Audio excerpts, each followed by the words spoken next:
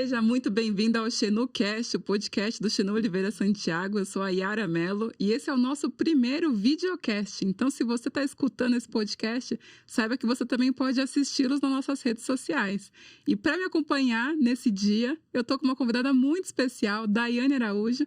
Daiane é DPO da rede de franquias DPO Action.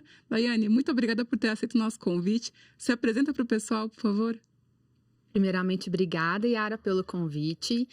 É uma honra participar desse primeiro podcast com vídeo.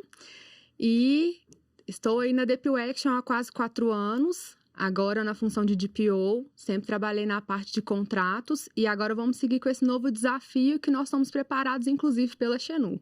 Muito obrigada. Dai, me conta um pouquinho como é que foi você ser nomeada DPO. A gente vê muitos DPOs aí no mercado com um background ou jurídico ou da área de TI. E eu acho que uma coisa que é muito importante é que o DPO conheça os processos da empresa. Eu acho que ninguém conhecia melhor os processos da DPO do que você, né? A gente até brincava que tudo que acontecia ali de todas as áreas, você conhecia. Me fala um pouquinho sobre isso. No início, até eu mesma fiquei pensando, nossa, para ser o DPO tem que ser um advogado. Nem o TI eu pensava, né? À medida que a gente foi desenvolvendo o material, que eu fui vendo que poderia ser qualquer pessoa, desde que se preparasse, soubesse sobre os processos internos, conhecer sobre o negócio, conhecer sobre a rotina da empresa. E aí veio a oportunidade que eu confesso que eu não queria, né?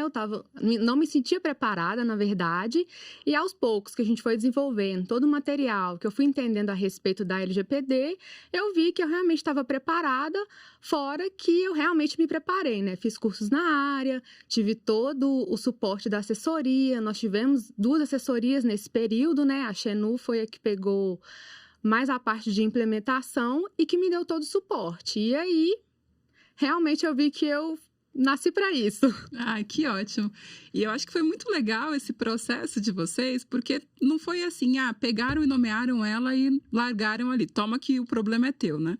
Então, você teve uma assessoria toda ali na fase de assessment, teve uma implementação ali com a Xenu, que, na verdade, a gente atuou como DPO, né? DPO as a Service no início, até passar esse bastão para você. Então, a gente já sabia que você ia assumir. Fomos te dando toda a assessoria, enquanto isso você também foi fazendo os cursos, se profissionalizando nisso, para você assumir. Eu acho que a gente conseguiu, nesse projeto, trabalhar com o melhor dos 2 mundos, que é uma pessoa que conhecia muito bem tudo que acontecia ali dentro de casa, todos os processos, todas as áreas, como que funcionava, né, o relacionamento com as franqueadas, tudo mais. E também uma consultoria que tinha uma vivência externa que podia também trazer colaborações aí para as discussões para a gente conseguir ter essa junção muito feliz, né, dentro da DPO. Sim, isso foi essencial, porque no início a gente não estava muito bem preparado, a gente não sabia o que estava esperando, não tinha ninguém dentro da empresa, do TI e nenhum advogado. Os 2 setores são terceirizados, mas por eu ser a responsável na parte de contratos, estar por dentro de todos os processos, de todos os setores, facilitou bastante.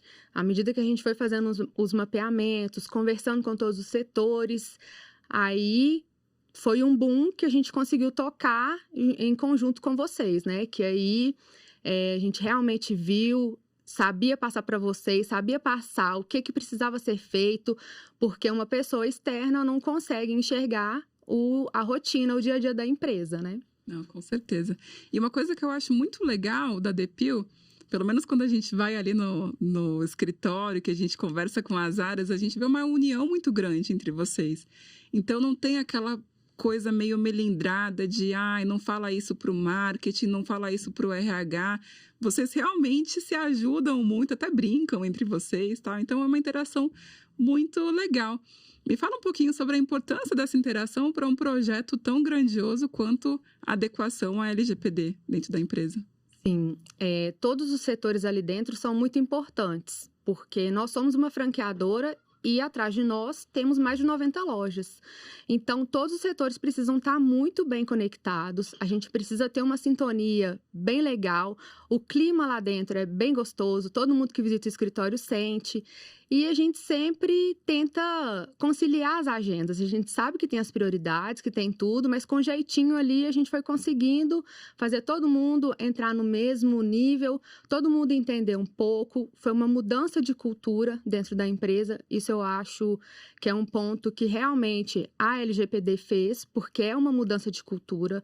Não é só eu que sou a DPO hoje que tenho que saber, todo mundo precisa ter a consciência daquilo ali. E foi um trabalho em equipe, que todo mundo uniu para poder entender. Hoje lá fala muito, quando chega qualquer um lá e fala assim, tem a LGPD, cuidado com isso. Então, você vê uma mudança na rotina das pessoas e não é só porque eu sou a responsável que só eu que vou tratar disso. Então, a gente percebeu isso e foi bem legal. Com certeza, eu acho que isso também é um mito que existiu muito nas empresas. Isso aí é um problema do DPO, não vou me envolver. E a gente sabe que se você não tiver colaboração do marketing, do RH, de todas as áreas têm ali processos que envolvem dados pessoais. Então, todo mundo tem que fazer um trabalho aí para adequar os seus processos, né? Sim, com certeza. Ainda mais porque são áreas totalmente diferentes, o marketing totalmente oposto de uma área de contrato, de uma área de RH. Então, todo mundo teve que entender a jogada e entrar no clima para a gente seguir certinho. Eu acho que também uma coisa muito interessante é que a gente está falando de um contato muito próximo com o consumidor. Então, a gente está falando das lojas, do consumidor que está ali, que conversa com a recepção. Então, também tem todo esse cuidado de ser transparente, falar a língua do consumidor para que ele consiga entender como os dados dele estão sendo tratados, né? Explica para a gente um pouquinho como é que foi esse processo de conversar com as franqueadas, como é que foi preparar esses materiais, como que vocês pensaram, acho que isso aqui vai funcionar na nossa rede. Quais foram as preocupações que vocês tiveram quando foram montar esse material para as lojas especificamente? Quando nós fizemos o mapeamento, por ter a loja própria próximo ao escritório, a gente conseguiu fazer um mapeamento bem completo. Apesar de cada loja ter uma realidade diferente, nós conseguimos montar um material que vá atender todas as lojas e ajustar a cada loja.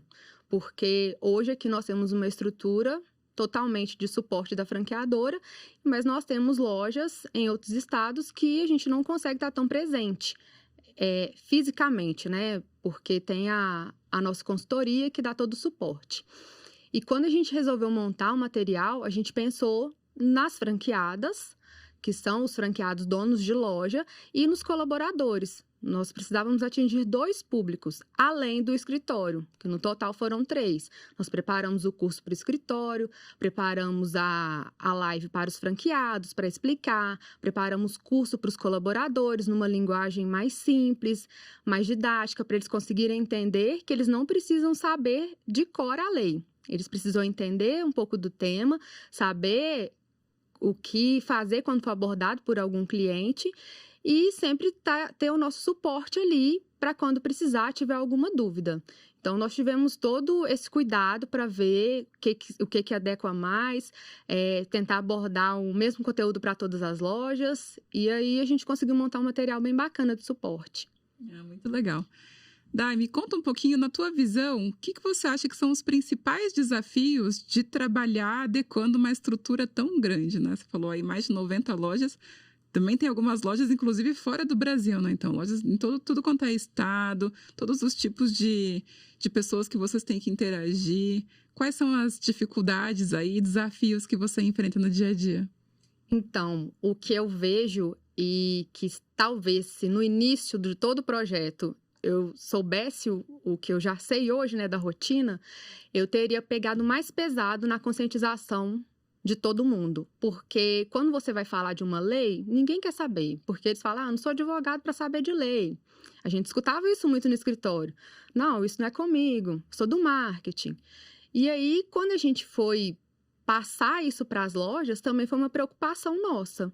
Não, eu preciso passar de uma forma legal, mas preciso deixar eles conscientes. A importância disso tudo é deixar eles conscientes do que a gente precisa passar para o cliente, caso seja questionado.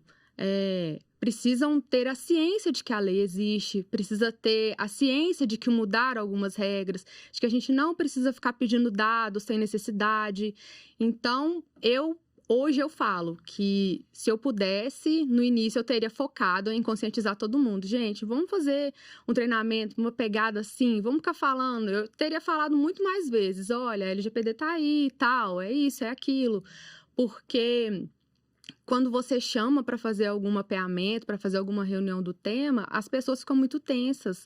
Elas nem sabem, na maioria das vezes, que você está falando e não prestam atenção. Eu percebi isso nos mapeamentos internos. Acho que é uma auditoria, Sim, ou que está fiscalizando, ou quer só se livrar, né? Ou que você está querendo passar o seu trabalho para eles fazerem. E muitas das vezes eles perguntavam, não, para que eu tenho que fazer isso? Eu não uso tanto isso, mas a gente precisava mapear. E eu acho que se a gente tiver uma equipe bacana para mostrar o que a gente tem que focar, a gente consegue desenvolver. Hoje eu vejo que o maior desafio foi esse, fazer todo mundo entrar na mesma linha, de entender um pouco do assunto, até mesmo interno, para saber passar para os franqueados, que é isso que a gente faz hoje. Parece clichê falar de treinamento, de conscientização, mas realmente não é, né? Se você não trabalha o fator humano ali, conscientizando as pessoas, é muito difícil que você consiga ter uma conformidade dentro de uma rede tão grande, porque você não vai estar ali no dia a dia para controlar todo mundo, fiscalizar todo mundo, né? Você precisa contar com uma colaboração de todos os colaboradores que estão envolvidos nesses processos para conseguir ter uma conformidade boa com a LGPD. Sim, por isso que hoje nós temos um time de consultoria, né, que visita as lojas e a gente reforça todo tipo de conteúdo, de material disponível do tema internamente para depois seguir para as lojas. E a nossa ideia agora a gente adequou a política de privacidade do nosso site, o Instagram, as nossas redes sociais, já liberamos todos os contatos, eu estou aberta ao contato de todos eles, isso já foi divulgado, e a gente foca no pessoal interno, né, do escritório, no time da franqueadora, em conseguir passar também um pouco disso para quando faz as visitas, né? Isso já vai até fazer parte de auditorias internas nossas que fazem em lojas para ver a qualidade do atendimento. Então, a LGPD já vai entrar ali, vai ter 2 itenzinhos ali para eles fazerem um check na loja, que o pessoal vai ter que estar todo mundo ciente. Não precisa saber, mas vai ter que estar ciente. Isso é muito importante, essa fiscalização, né, ser feita na rede, é muito legal, muito interessante mesmo. Acho que fica até aí como um benchmark para outras redes de franquia, outras lojas que têm uma estrutura maior, fazer esse check aí para ver se realmente as pessoas estão seguindo o que foi orientado, né? Nós temos mais de 90 lojas. A gente não consegue acompanhar para saber o que está sendo feito dentro de cada uma. Então, a ideia é essa, a gente fazer uma entrega boa para eles terem um suporte e tá ali sempre conversando, igual os mapeamentos. Vai ser contato com franqueado por franqueado, vai ter o período certinho para a gente conversar, mas a gente vai estar disponível para as dúvidas, para tudo que surgir. E é um grupo, nós somos uma família, né? A DPU tem mais de 1.000 colaboradores, contando com todas as lojas, e a gente dá todo tipo de treinamento. E a LGPD não pode deixar de ser um tema menos importante para ser abordado para eles, né? Perfeito. Daiane, se você fosse dar uma recomendação hoje para quem ainda não começou a fazer uma adequação, ainda não conseguiu se preocupar com o tema, né, ou dedicar um tempo para cuidar disso dentro da sua empresa, qual seria a sua recomendação? Pensar que não é um tema que a gente tem que deixar para depois. Porque tem muito disso. Vamos fazendo, depois a gente vê o que a gente resolve com a lei. Principalmente agora, que já vai ser um pouco mais pesado, né? Que a gente já está vendo falar em todos os lugares. Não deixar para depois, e fazendo aos poucos, e fazendo com o tempo. Pegar ver firme essa pegada de mudança de cultura, de conscientização das pessoas, dos colaboradores, de todo mundo que é a linha de frente. Porque a gente tem que estar preparado, né? A gente não sabe o que a gente pode receber aí. E isso, qualquer área, não só na LGPD, a gente está adequado com lei trabalhista, com direito tributário, com tudo. Então, a LGPD entra ali em mais um item que a gente precisa estar certinho. Com certeza. Você comentou que quando te falaram que você ia ser DPO, que você se sentiu um pouco insegura, não sabia se estava preparada, ficou ali um pouco pensando. O que você recomenda hoje em dia? O que você diz para uma pessoa que está querendo se tornar DPO ou que a empresa está querendo que ela se torne o DPO e ela também está meio insegura, não sabe se está preparada ou não para assumir essa missão? Primeiro, eu vejo que você precisa entender um pouco do negócio, você precisa entender da rotina. Se você vê que está tudo certinho, geralmente vai ser alguém que lida com todos os processos, que lida com todas as áreas, que foi o meu caso. A parte contratual eu passava por todas as áreas, independente se eu sabia o contexto de um contrato de TI ou de um contrato de marketing, mas ele passava por mim. Tinha essa interação, eu entendia como que funcionava tudo ali dentro, tanto ali quanto para ir alguma coisa para as lojas. Então, eu vejo que você precisa entender e se você tiver certinho ali, ó, eu entendo, tá tudo legal, o medo vai aparecer, né? Porque é uma responsabilidade muito grande, principalmente hoje para a nossa rede, são várias lojas. Então, é uma responsabilidade grande, que foi o que eu fiquei mais assim, né? De ter um medo, de não saber lidar com as situações, mas mapeando tudo, fazendo tudo certo, entendendo do que se trata, a gente consegue tocar. E se preparar, né? Hoje tem vários cursos, tem assessoria. Se for uma pessoa de dentro da empresa, a gente tem certeza que a empresa vai capacitar, vai dar o suporte e aí é só tocar o projeto. A gente costuma ter muito medo e receio daquilo que a gente não conhece, né? Sim. Então, o conhecimento, ele é libertador. Porque você entendendo do que você está tratando, com o que você está mexendo, fica muito mais fácil você se preparar para qualquer tipo de situação. Então, realmente, essa é uma dica de ouro mesmo, que a gente também dá aí para todo mundo que trabalha nessa área. Bom, o tempo voou, a conversa, quando é boa, né, passa rapidinho. Dai, queria só, antes de fechar esse podcast, queria te fazer uma pergunta que eu adoro fazer para as pessoas, uma pergunta muito pessoal, mas que sempre me motiva muito, as respostas são sempre maravilhosas. Queria entender o que te leva a fazer o que você faz, o que te motiva a sair da cama de manhã para ir para a empresa, fazer o seu trabalho, quais são os pontos, assim, que te deixam mais orgulhosa do teu trabalho? Bom, eu vejo que a gente tem que não só estar cumprindo uma carga horária. Eu não saio para trabalhar só para cumprir as minhas 8 horas de trabalho. Eu saio para fazer o que eu gosto, para ver ali as minhas entregas, para conseguir passar um conteúdo para as pessoas. Eu gosto de explicar o meu trabalho. Muitas vezes as pessoas falam, seu trabalho é muito burocrático, é muito isso, é muito aquilo. E eu pego, paro, explico, olha, eu faço isso por causa disso. Eu gosto de passar para as pessoas aquilo que eu faço. Eu acho gratificante você se sentir segura do que você faz. E um pouco antes de assumir esse cargo, a Daniela, a nossa CEO, ela me perguntou 2 vezes. Ela tem essa mania de chegar para a gente e falar assim, o que é que te brilha os olhos? E por 2 vezes eu não soube responder para ela. Eu falei assim, eu gosto do que eu faço. Ela tá assim, você gosta de resolver problema? Aí eu falei, gosto. Porque ela, quase tudo que chega para você é problema, né, Dai? Aí eu falei, sim, também. Mas eu consigo mostrar, depois que eu resolvi o problema, olha, tava aqui, a gente tinha que ter feito isso, e com calma a gente conseguiu resolver. Tanto que quando eu fui aceitar, né, esse desafio que ela me proporcionou, ela me falou, eu sabia que você ia aceitar. Porque quando eu falava, você não sabia, mas seus olhos brilhavam. E aí, eu falei, eu lembro que você me perguntou 2 vezes isso, Dani, eu não soube responder. E é isso, consegui passar o que eu sei, consegui resolver o que a gente tem. Hoje, lá no escritório, o pessoal fala, tudo vai na DAI, tudo vai na DAI. Porque tem hora que a gente não consegue ver uma situação no momento que você tá muito nervoso, alguma coisa. E eu sempre consigo manter a calma, ver aquilo ali e falar. Acho que perfil analista, né? Tipo, paro, dou uma olhada, não surto.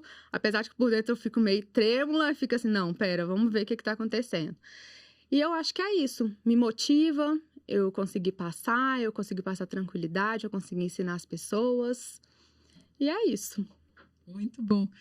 Dai, quero te agradecer novamente por ter aceito esse convite. Tenho certeza que quem assistiu esse podcast, escutou até aqui, aprendeu muito com toda a experiência que você tem, tudo que você compartilhou aqui. Quero te agradecer. E se você gostou desse podcast, desse videocast, na verdade, muito obrigada. Acompanhe os nossos próximos podcasts de videocast. E se você quiser se conectar com a Dai, tá no LinkedIn, Dai? Tá no LinkedIn. Siga nossas redes sociais, @DeepWaction, o nosso site, deepwaction.com.br. Tem a lista de lojas, nós temos várias lojas espalhadas. Pode dar uma passadinha lá que vai ser uma experiência única. Muito bom, muito obrigada. Obrigada.